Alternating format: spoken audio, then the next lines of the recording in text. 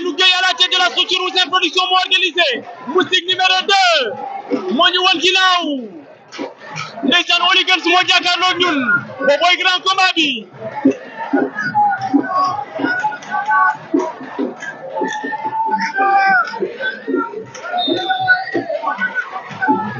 mi ngi noonu combat bi dem na monsieur l'arbitre nee na génn na seen diggante Moustique numéro 2 face à Oligans numéro 2 Oligans dox na ci kawam dugal na coup Oligans Moustique numéro 2 Oligans mel na ni ku ko jëlee attention dooral ma door waaye jëli na ko daan na ko daanu na non Oligans daan na ko Oligans numéro 2 daan na ko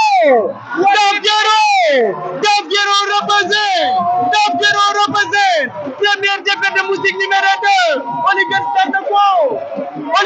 na ko Dave Guéro représente Oligans bu Dalifort première défaite